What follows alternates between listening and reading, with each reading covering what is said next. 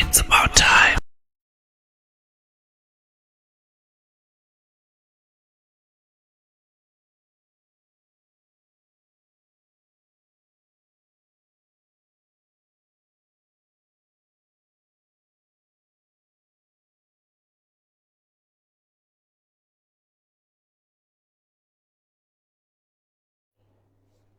Tikulandireni achinyamata nthawi ija yafikanso nthawi imene ndithu achinyamata timakhala tikulongosola zinthu, timakhala tikuwuzana zinthu, nthawi imene timanena kuti yaphunziro la moyo. Nthawi iyi magayi ni nthawi yofunikira kwambiri, and timanena nthawi zonse kuti nthawi imeneyi ni nthawi yapadera imene achinyamata timapanga converge pano tikhale tikuwuzana gist imene ingamatithandize. Dzina langa mwa nthawi zonse Mike Mataka, koma lero mpulogalamu iyi sindili ndekha, ndili ndi azinzanga awiri amene abwera kuti tiyipatse moto program iyi. Alright, tidziwane wayamba. Ine ndi Cecilia Kajolola, project officer wako Youth Activist Initiative Organization. Alright. Alright, ineso zinanga ndi Shamim Shaida, project officer kujoga Sogo Youth Activist Initiative Organization. Alright, so tili ndi Shamim komanso Cecilia mprogram iyi. Ndi amene ndithu akuluakulu amenewa ndi ena ndithu mwa atsogoleri ku bungwe limene lila achinyamata limene ndithu timati Youth Activist Initiative Organization. Bungwe limeneli lili ndi zinthu zambiri ndithu zimene limapanga nkhani zake koma zokhuza achinyamata. So ali ndi project akuluakulu amenewa imene ndithu akumabwera pano kumatifotokozera zinthu ziwiri zitatu. Ndikulandireni koyamba program. I think last time tinali ndi Shamim. She is not new in the program. Koma Cecilia, welcome to the program. Umulandira ndiweyo. Olandira ndine. Nimeona ngati kuti podi wenu ndi nkhalakali. Umulandira sopano. Alright, magayi. Chimene tinayitanirana lero kuti tikambirane. Something chimene chachitika mtaunimu chazizimusa. Magays. Boys kukambirana ma WhatsApp. Ma group anthu akutikambirana achinyamata tachita bwanji. So kunatuluka report, I think munaliona report limene latuluka ndi National AIDS Commission limene likukamba kuti achinyamata tayaka moto kwambiri kumbali ya transmission ya HIV AIDS kumalawi kuno, of which amanena mu report limene kuti achinyamata ambiri amene akutenga matenda akuti ndi amatauni. Blantyre imene ikuoneka ndithu kuti ayi ikuchirimika, Lilongwe ikuchirimika ndithu, Mzuzu ndi Zomba. So china chimene chinapereka chidwi kwambiri mu report limeneli amanena kuti achinyamata ambiri amene maka ama college ndi ma university ndi amene akuoneka kuti ayaka moto. And mu report yomweyi ikuonesanso kuti 22% ya ma new cases amene akuma prevalence rate ya ma new cases ya HIV AIDS ndi atsikana azaka 14 kufika 24. Munaimva nkhani imene? Yeah. Tayaka moto. Zikuoneka kuti Mike uli ndi data ndithu ndipo ukutsata. Ndazitolera? Ukutsata. Yeah, so wanted to find out from you guys kuti what do you make of it kuti achinyamata tifike pa this level. Kweni mukuganiza kuti ndi chani. Tiyankhe kai pamenepo tisanapite kuti timve kuti inu yono my guys, I know you have project imene sikuchita tapo ma issues ngati amene wawo. Koma before we go there, what do you think could be the reason kuti achinyamata tiyake moto chonchi? Maka so considering kuti sitinganene mwina kuti ndi umbuli because akukamba za anyamata aku college ndi ku university. Awatu ndokumwa ingi awo. Yes. Mafana amene wawa ndoti ndi mafana ovaya. Ozindikira bobo ozitsata meti manena aja mafana ozindikira ozitsata. Guys yake ndi imene yayaka moto. What do you think could be the reason? Mike uli apa? Yeah. Ineo I think ndiyambe. Yamba. Kuti my reasons amene amapezeka kuti akukhalapo Yeah. kuti mpaka namlili uzifika pamenepa. Alipo ambiri ndithu. Okay. Komano ukaonesesa panamba 1 sinduzowa kutizika manamba alaka penayi komano ndikuona kuti chachikulu chimakhala peer pressure. Okay. Yeti panopa ndikubwera kwa social media Yeah. yapereka kwambiri pressure Okay. Yeah.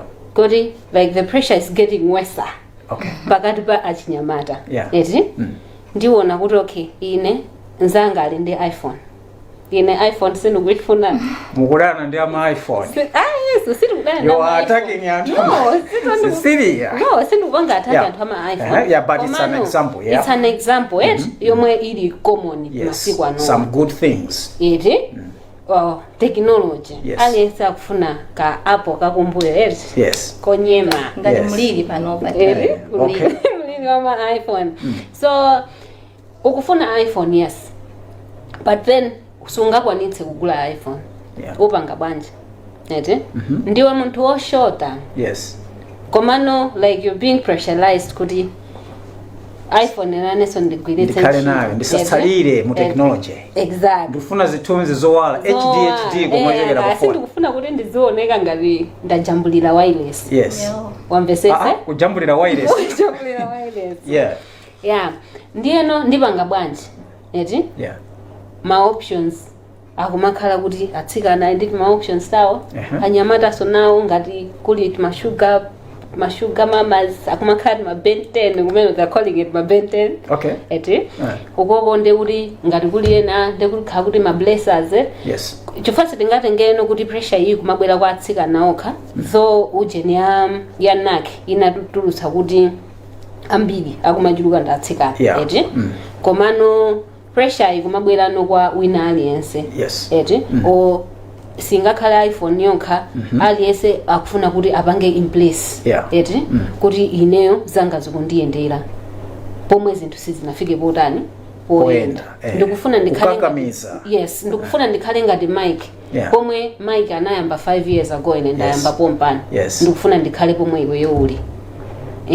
Pomwe nthawi yangano inesi inatani sinakwana chomwe chikumavutanso kwambiri chikumakhala chiti chimenecho.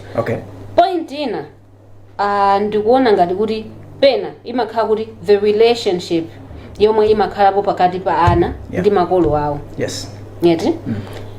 Kumalawi kunoko you can agree with me kuti ndochepa amene amakhala pasi ndi makolo awo kumauza kuti nkhani zogonana zimayenda chonchi. Ambiri sindikuziwa kuti ndi Chikhristu chomwe ifeyo tinachipala kandi uzimuzimu omwe tili nawo omwe amakhala kuti makolo akukanika kukhala pasi ndi anawo kwauza kuti okay moyo weni ndi uwu. Ndipo mukamapanga izi mapeto ake ndi awawa. Amakhala kuti iwo aja akamazazindikira anaja ayamba kale amata alawakale za mchere. Nde munthu sungamuze kale kuti wayamba kale kina kuno azikafika pena pake. So relationship imene jai makhala kuti palibe. I think Shamimu apitirize kwina. According to Cecilia akuti china mwa zimene akuganiza kuti zitha kuyambitsa mchitidwe umenewu ndi choti makukamu sitikumasulirana. Anawa akumakamva zinthu kuchokera kwa azinzawo and akumamva zinthu from ma peers amene akumawuza zinthu zabodza. In the end kumabwera mavuto. Komanso akuti anthu masiku ano akangalika kwambiri ndi technology kuti aliyense safuna kutsalira, aliyense akufuna kuti kaya ndika iPhone kameneka akhale nako. Uli ndi iPhone chani 7 iye akufuna iPhone 9, iPhone 12 ndi mmene akuti zikukhalira. Anyway, Shamimu, what do you think could be the reason? Okay, mungu onjezerapo poli Cecilia wakamba zina kale. Ineyo china chimene ndikuchiona kwambiri mwina tikhoza naso kuti poverty is in there. Poverty ikubwera mobwanji. Ndikhulupirira kuti dziko lathu la Malawi ndi dziko limodzi lomwe lili lokuti losauka.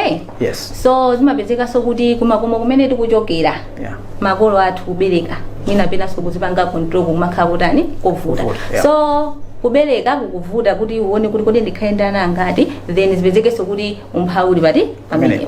So zimapezeka kuti anaja akamakula tikamafika pa adolescent stage mapezeka kuti anaja zokhumba zokhanga kuti zikulani zikuchulukire malinga ndi pressure semena kumayona kumene akuchokera ku kumene kumayenda chani so zimapezeka kuti mwana waja akuona kuti ineyo mano pano ndifuna iPhone imene wanene Cecilia komano ndikaona umene ndikuchokera makolo anga jasangatani sangakwanise kundigulira iPhone nditani. So amapezeka kuti akupeza njira zimene iye bayekhayo akhoza kuzipezera iPhone iyo mwina zovala zimene atsikana pezeka kuti mwina mwake ku school kati ngoyekeza mwina ngati ku college timavala ma civilians ma college ambiri zipezeka kuti umwe kujokona kuti azinzako akuyenda ndi fashion kwambiri akuchena koma iweyo koma iweyo zovala zake ndi zomwe zija zakazana so ufuna upange suit azinzako acha mena azinzako acha akutani akuvalira koma no iweyo kwambiri asikana samapanga consider kuti kodi ine ndikuchokera kuti kwa zimafunika kuti uziweze kuti ine kumene ndikuchokera mapezedwe ake ndawa kumene zanga akuchokera sindikutani sindikukudziwa so zimapezeka kuti pressure imene ijayo zikupangisa zoti iwe upange chinthu cholakwika ndimene wapezeka kuti mablesa pamenepo kuti mablesa aja zikhanga nakukukankha ngati kwana kukanika kugulira dress lina lake kandi trouser nayo bebe lukawalili ku school blesa aja kutani akupasa zonsezo zikuchitika chifukwa choti makolo kumene tikuchokera kuzutani zikuvuta kutipangira provide so mwina so china chimene ndinganene china mwina ndi drug and substance abuse tikakhaza kuti we are using drugs maganizidwe ake amakhala mmene simene timaganizira mmene tilili panopa zimasiyanabe so ukakhaza kuti you have used ma drugs acha umapezeka kuti kupanga zinthu zomwe uli bwinobwino sunakapanga so umapezeka kuti mwina kupanga mchitidwe oganana uja chifukwa chokuti mwina mutu musizi kuyenda wayuza madrugs ena ake chanchani pomaliza kupanga zimene zija ukazindikira zoti munthu unetu zachitika moteri komano zinthu zadani zatha kale zafuta kale then ndikuona ngati poverty komanso drug and substance abuse zikupangisaso kwambiri they are influencing zinthu zimene zizi. Alright. Quite insightful. Akuti ndithu alcohol and drug substance abuse magayi umangokhala uli high so ukakhala uli high chili chonse iweyo umangochiona chili popo ngakhale chinthucho chisali popo. That's according to Shamim. Komanso nayenso wapanga hint issue ya moving with trends kuti anzako uona akuponyesa kwambiri ulusi ovuta kwambiri pa campus you want to follow suit. Akuti gist imene iyi ndimenenso ina mwa iyo ndithu ikubweretsa mavuto. So conversation ndithu ikupitirira. Just wanted to let you know also magayi kumene mukutionera kwina ulikonse kuti you can as well drop your comments pa tsamba lathu la Facebook pa Times 360 Malawi pamene popo conversation ndithu ikupitirira. We are streaming there live inuyo mutha kutero and tipitirire. So wanted to find out because I've been following a project imene you guys, your organization is doing South Lawrence. Ndiye koma here we are zikuoneka kuti ndithu vuto lilipo. Yes. Wanted to find out more from uno organization point of view kuti mukuchita chani kweni mu project imene mukupanga ku South Lawrence to address issue imene yo kuti prevalence rate tichepetse kwa anyamatawa. Okay. As an organization tikupangapo zinthu zambiri ndithu kuyesesabe kuti mwina mwake zinthu zimene zizirani zichepe. Timakhala ndi ma training osiyana imodzi mwa training imene timayitchula kuti peer education training imene timayitana achinyamata azaka kuyambira 10 mwina mali 35 right 25 okay. Kwa ilana kumene kuchako ndikumaka fotokozera ndisanafike mwina kumene kukudine kuti ifeyo nthawi zambiri kama gwira ntchito yathu tili ndi buku limene mwina pano pasina namwerese tangoyiwa achabe limene timayitchula kuti moyo wanga kuyambira pano. Okay. Pano papitire tili pano. So mu buku mene mujamo muli matopic osiyana awatu kamba peer pressure ndikhoza kukonzekera tsogolo langa ndikudziwa chomwe ndili matopic osiyana abwino kuti ulitenge buku lija uliwerenge china chake chikhoza kusintha.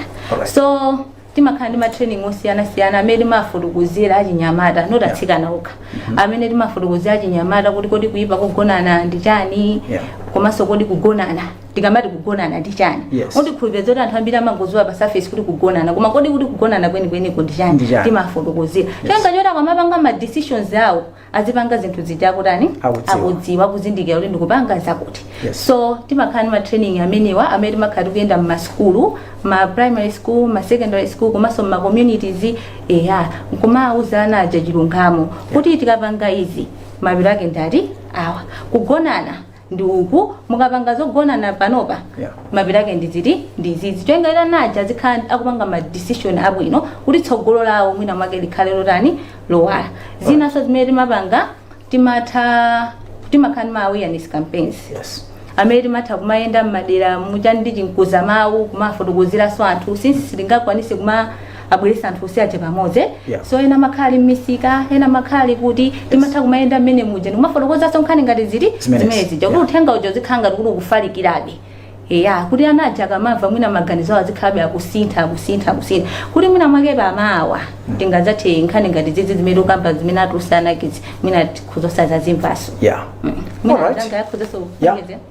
komanso sitimangopita kwa mwana yekha poti nkhani kunkhuza mwana pozindikira kuti mwanayo amachokera pati timapangaso involve makolo eti so mikumano yathu penanso timatha kupanga include makolo aje ndi ana omwewo kuti pazikhala kukambirana kuti kodi vuto kwenikweni limakhala chani kuti izi zichitika eti nde amakhala ngati ma young people and adult forums eti kuti iwo azifotokoza kuti kodi iwo ngati achinyamata amakumana ndi mavuto anji kuti mpaka na nkhani zifika kuti mpaka na chiwerengero chikukula chonchi komanso makolo amakumana ndi mavuto anji potani posamalira ana awo kuti at least awo akamapanga share ndi zija zomwe ndimanena kuti pazikhalano mgwirizano eti pakati pa ana ndi makolo awo pa nkhani zokhuza kugonana kuti at least chiwerengero cha HIV chizitha kutani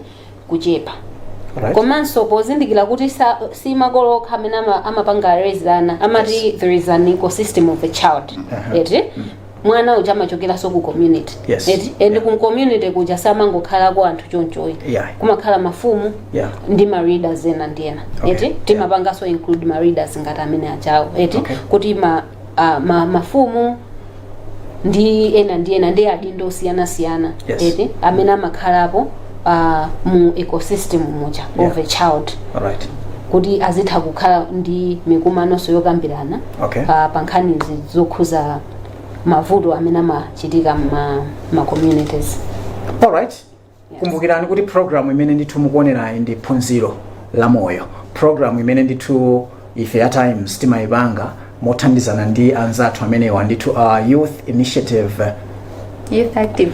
Activist Initiative Organization amene ndithu ndi akatswiri amene akukangalika kwambiri kuonetsetsa kuti miyoyo ya chinyamata ikhale yabwino, moyo wa gangster ukhale stable. Ndi magayi amene ndili nawo ndithu mu studio muno sindili ndekha, ndi Cecilia komanso ndi Shamimu amene ndithu akufotokoza gist kuti zonse zikhale bobo. Alright, so guys, ndamva mukukamba za buku ili limene mukunena kuti moyo wanga kuyambira pano. Now assuming kuti ababa akukamba kuti 22% ya achinyamata amene ndithu ndi 14 to 24 akumapezeka kuti akutenga matenda amene wawa HIV AIDS ma town. So achinyamata ena ndiwo anatenga kale. So moyo wathu kuyambira pano ngati mwina wachinyamata zinthu zavuta kapena wachinyamatayo sikuti zavuta komano alinako kuthekera kuti atha kusinthaso makhalidwe ena, behavior change. So going forward mukumalangiza achinyamatawo zotani moyo wanga kuyambira pano? Kulenga ndi mmene aneniramwe kuti siuti timangopanga tiwo ndi anthu kuti ali bwino ukha achinyamata ali bwino ukha ena amakhala kuti zinthu zavuta kale komano sizoti tingatayi kuti awazavuta kale ndeti ngwasiya paliponse atitayisa nthawi no. Umadziwa achinyamata ambiri amakhala ndi mentality yonena zokuti ine ngati ndili nako ndoti ndikuyenera ndagawira msanga ndisakhale nako ndani ndisakhale nako ndekha. So ife timakhala tikuwalimbikitsa achinyamata aja kuti kodi angazisamalire bwanji ngakhala ndi HIV komanso akuyenera azikhala bwanji komanso asamakhale ndi mentality yonena zokuti ndigawe kwa azinzanga chanchani ndisakhale ndekha ndisafe ndekha. Timakhala tikuwalimbikitsa iwo aja kuti angovomereza chimene ali komanso azitenga upangiri umene amapasidwa kuchipatala jakaya kumwa mankhwala moyenerera chanchani komanso azipanga ma exercise chanchani kwalimbikitsa kuti chinthucho chilipodi basi avomereze. Ndipo mmene tikudziwira si onse amene amakhala ndi HIV kuti amapanga nchitidwe kugonana ena amakhala zoti anabadwa nako chanchani so timakhala tikuwalimbikitsa kumene kuchako kuti iwo aja amene akuzionera ndi chimodzimodzinso amene akuonera azinzawo aja so angoyenera azizisamalira azimvesera zimene achipatala kwalangiza kuti azitani azichita komanso asamakhale ndi maganizo kuti kanthenda kandikuyenera ndikafalise no. Cecilia. Komanso pali this kodi ndifotokoze kuti imakhala privilege I think there's this privilege yomwe timalimbikitsa achinyamata yomapanga access youth friendly healthy services kuti pamakhala ujenina akamanena kuti red carpet ku chipatala kucha kuti wachinyamata akapita oti afuna ukapanga access ma youth friendly healthy services sakhala panzeri so just imagine that ungopita ngati ka staff kena kake wazidziwa omapita kumene kucha as long as iweyo ndiwa youth friendly ndekuti upita kumene kuja ukapanga access ma services amene ukufuna osakhala pachani panzeri chifukwa choti makhala kuti pena akupanga shaya awe kuti hayi tithoma panga kukuzisala kapena kuti chanchani chifukwa choti akulephera kuti aziteteza bwanje kapena so ateteza anzawo bwanje komano iyi service iyi yo apangano yo aika pa red carpet imakhanga kuti wapasa privilege chayoti kapena so ikwalimbikitse kuti ndipite sindikakhala panzeri chifukwa palibe amakonda nzeri aliyesa amadala ndikukhala panzeri so this thing yoti sakakhala panzeri imakhanga kuti ikwalimbikitsa ikwapasa chilimbikitse choti ndizikatani ndipite ndikapanga access ma services aja ndikatero ndibwerako sindikachedwa maso that service imathandiza kuti pazikhala privacy yachinyamatache sina kamwina akufuna kalenge makondomu chanchani tezipezeke kuti ali panzere pomwepo palanza wa mayi ako ukhoza kubwereratu komano ikakhala imene ichayo umangoenda straight ndikalenga makondomu palibe amene atapataniwina faka nthumba basi chete wachinyamata otsata just alright so magayi I think itu zikundipasa chidwi kwambiri kuti it means ngati achinyamata if they are able to access ma youth friendly health services mzipatala mocha ndiyoti even issue ya stigma ikuoneka kuti we are able to fight it so magayi why can't you join achinyamata anzanu ndithu pamene akukumana pamene mukapeza knowledge yosiyanasiyana kukaphunzira moyo wanga kuyambira pano going chisogolochi tipanga motani inuyonso mukakhala mukuthandizika ndi ma services ena okay magayi wanted to find out so pano kuti ababa zatigwera achinyamata tikuoneka kuti tili pampeni matenda tikutenga ambiri what could be solution some of the solutions ku zinthu zimene I know kuti mafotokoza kale ngati zimene za ma project ena amene mukupanga koma mwina do you have anything chimene mukuganizanso kuti titha kuonjezerapo ngati solution to the challenges zimene achinyamata akukumana nawo sicha komanso to zina zimene tanena kuti ni makozi aja choyamba poti izizi zagwa kale zagwa zatha mwana amanena kuti mtengo umawongololi waung'ono so ife titalingalira ngati youth activist naganiza kuti okay tipange bwanji anaja timayamba kuwapanga equip ali ku primary school ndi what we call tikambirane clubs maskulu muja ma primary schools ngati project yomwe mukuyenera kuti ili ku south yenzoyo ndiyomwe tikumapanga yoti kwambiri we are working ndi ma schools ma primary ndi ma secondary schools why tikufuna kumpanga equip mwana uja ndi right information asamakamveso information yabodza kuchokera kwa anzake aziziwa kuti wani akati kugonana ndi chani ningaziteteze bwanji kugonana komanso ine ndikufuna ndizakhale ndani ngati ineyo ndikamamuona munthu kuti ndifuna ndizakhale ngati wakuti iye uja anandusa motani komanso ine ndikuyenera kuti ndipewe zinthu zanje kuti ndifike pomwe ndikuyenera kutani ndikuyenera kufikapo in such a way tikongola mtengo uli wachani waung'ono kuti akamakula muja azikhala kuti akukula nacho chimentality chimene chachoti anandiuzadi kuti kugonana zotsatira zake ndizi ndikatera nditha kutenga matenda kapena ndithatenga mimba zosayembekezera ndiyeno ndikuyenera kuti ndipewe ngati ndikuyenera kuzafika pati kuzafika apopo komanso ndi nkhani ya yomwe ndinayi I think imene ndikuyilimbikira ya makolo kuti makolo tikumayesa kwapanga involve mu ma programs athu amene tikutani tikupanga natchulapo za ma young people and adult forums mmene mumakhala kuti muli akuluakulu komanso achichepere kuti amakhala kukamba nkhani akukamba mavuto awo komanso mmene angathesere mavuto awo kuti angathane nawo bwanji potengera kuti mwana akamakula role model wake woyambirira amakhala kholo lake. Yes. Eti nkana amati kaya umumenya eti amati ndikakunenera kwanda kwa amayi kapena kwa atati zoti kaya amayi ake walibe mphamvu kapena uthakwamenyaso iweyo koma kwa iye kholo ndi ndani ndi dolo lake. So mwana uja akakhala kuti wamva information iyi kuchokera kwa makolo ake eti ngati first hand information amakhala kuti wachitenga chakhazikika muchani mutu mwake yetu nde ifeyo ngati a youth activist tikuyesesa kuti tizikhala kuti tikuyambira pachiyambi pansipa kuti mwana uja akamakula azikhala kuti akukula ndi chiti chimenecho. Alright, you have anything to add on? Yeah, mina ndingonjezerapo china ndiona ngati tikuyenera kuti tiziziwa chimene tili tizikhala ndi mfundo zimene timayimapo mwachitsanzo mu buku lathu lomwelo la moyo wanga kuyambira pano muliso topic imene timayitchula kuti ndili ndi mfundo zomwe ndimayimapo. That means ukakhala zoti ndi mfundo zimene umayimapo pamoyo wako sungasunthike ndi chinthu chokuti changobwera lero. So mwina uli ndi ma friends ena amene akupanga pressurize kuti upange zinthu zina zake koma ukaziwa kuti ine mfundo zimene ndimayimapo ndizi mfundo izi ndikuyimapo ife ndifanira zafikira apopo. I think ukhoza kumazibweza kuti sindikuyenera ndipange ziti sindikuyenera ndipange izizi then umapanga focus pa zinthu zimene ukutani ukuziwa kuti ndizothandiza pa nthawi imeneyoyo. So mwina chachikulu chimene ndinganene kuti achinyamata tiyeni tikhale ndi mfundo zimene tiziyendesera moyo wathu mfundo zokuti chimene tikufuna tidzakhalecho chidzatani chidzatheke sizoti ukangopita mwina kupita kumzuzu ukakumana ndi azinza kuenako kuti sukwaziwaso bwinobwino then 2 minutes watengera zimene akupanga azinzako ziti ndoti sizitani sizithandiza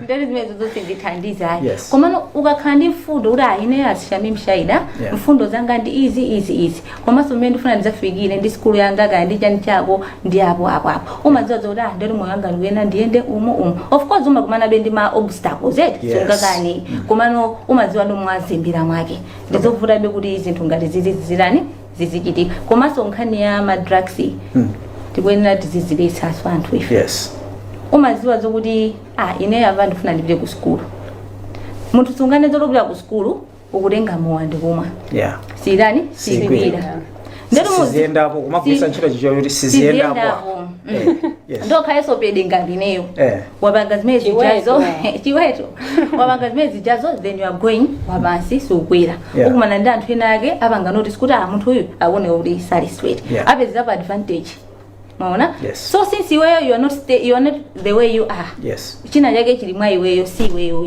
just because of the drug imene wayizira ija upezeka kuti wakanika kuziteteza pamene paja zinthu zijazachitika koma zazindikira masizaiba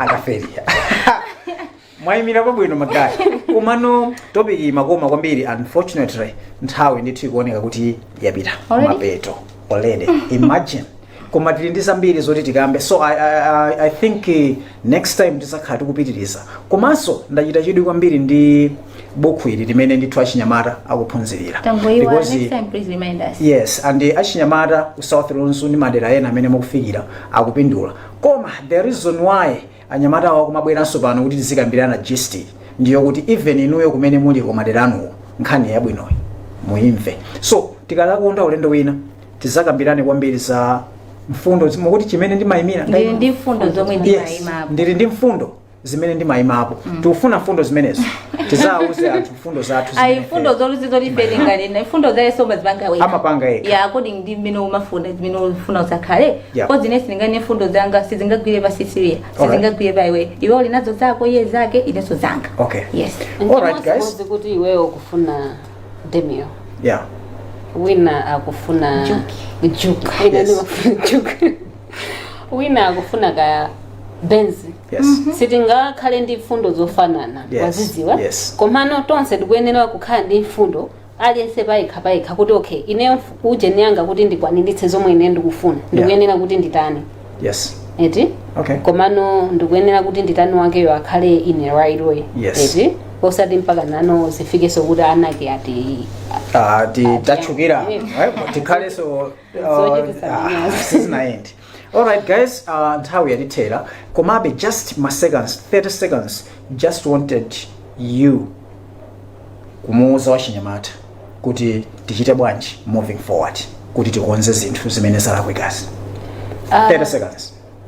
Ndiyambe Nyamba. Okay. Wachinyamata mmene wanenera Shamemu. Yeah. Ndikuona kuti ukhale nawe ndi mfundo zomwe ukuyimapo. Yes. Kuti iweyo ufuna kukwaniritsa chani. Yeah. Pali amanena kuti palibe ma shortcuts to success. Yeah. Tiyeni tiyende munjira yoyenerera osati tiyuze ma shortcut kuti ka wina wake ali ndi chakuti. Yes. Ngati sungakwanitse vomereza. Yeah. Kuti sindingakwanitse. Tizingolimbikira Yeah. zinthu zindizotani ndizotheka. Yes. Chifukwa ena ngati anakwanitsa ifeyo kutani kuti tisakwanitse.